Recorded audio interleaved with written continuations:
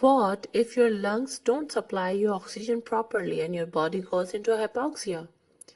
Or what if your lungs don't expel carbon dioxide properly from your body and it starts to accumulate in your body?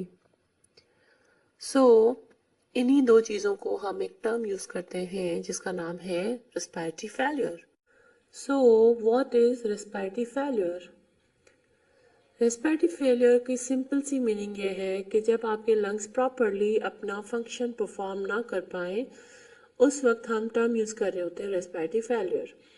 अगर हम further इसकी बात करें तो इसको दो कैटेगरीज में डिवाइड किया गया है. बेसिकली इसकी टू टाइप्स हैं जिसका हम नाम देते हैं type 1 respiratory failure and type 2 respiratory failure. दोनों में ही ऑक्सीजन या कार्बन डाइऑक्साइड का ही प्रॉब्लम आ रहा होता है, राइट?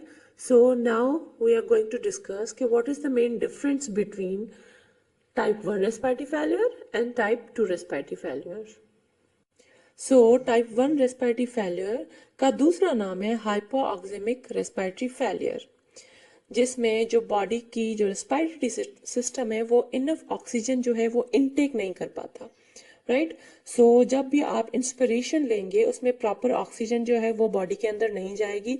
दैट मीन्स वो ब्लड में भी नहीं जाएगी और स्पेसिफिक जो दूसरे ऑर्गन्स हैं उसको भी नहीं पहुंच पाएगी.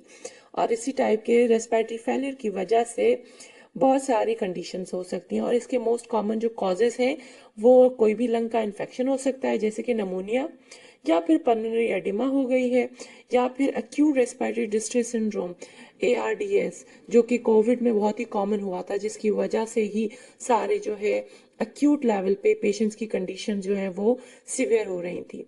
या फिर pulmonary embolism, anything that can lead to pulmonary congestion जिसकी वजह से जो है वो ऑक्सीजनेशन प्रॉपर ना हो पाए. And what about carbon dioxide?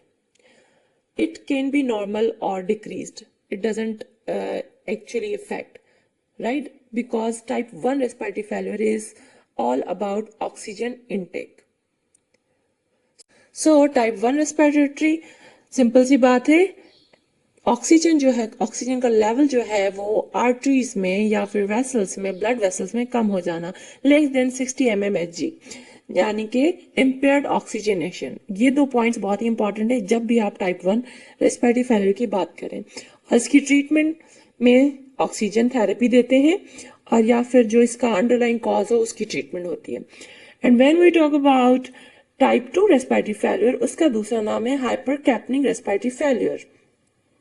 Okay, और इसमें क्या होता है, वहां पे जब ऑक्सीजन नहीं आ पा रही थी तो यहाँ पे अब जब भी एक्सपायर करेंगे कार्बन डाइऑक्साइड जो है वो बॉडी के बाहर नहीं जा पाएगी जिसकी वजह से ब्लड में जो कार्बन डाइऑक्साइड का लेवल है वो बढ़ जाता है, राइट? सो इसीलिए ही इसका नाम है हाइपर कैपनिक.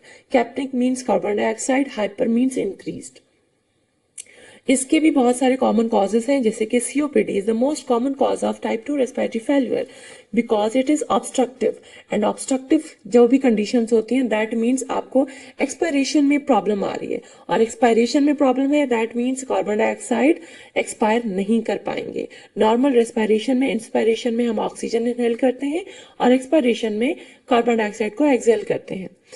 टाइप 1 में हम इनहेलेशन में हमें प्रॉब्लम आ रही है जिसकी वजह से ऑक्सीजन की इनटेक नहीं हो पा रही, और टाइप 2 में एक्सहेलेशन में प्रॉब्लम आ रही है जिसकी वजह से कार्बन डाइऑक्साइड प्रॉपरली बॉडी से बाहर नहीं जा पा रहा जिसकी वजह से उसकी एक्यूमुलेशन हो रही है बॉडी में.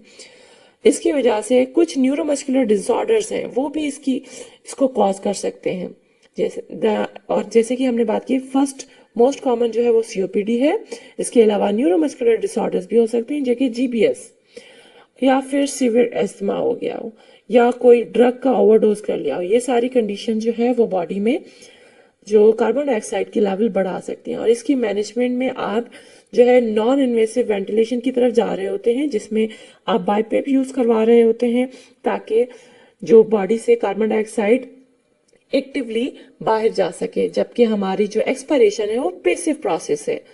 इंस्पायरेशन यानी कि ऑक्सीजन इनटेक तो एक्टिव प्रोसेस है, लेकिन जो एक्सपायरेशन है जिसमें कार्बन डाइऑक्साइड बाहर निकलती है बॉडी से वो पैसिव प्रोसेस है.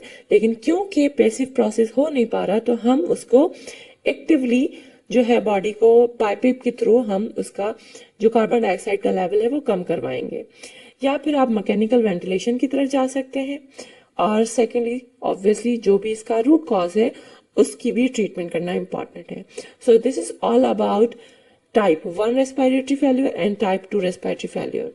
जैसे टाइप 1 रेस्पिरेटरी फेल्यूर का हमने एक दो तीन जो पॉइंट्स जो हैं वो क्लियरली याद करने को कहा था, वैसे ही टाइप 2 का भी है।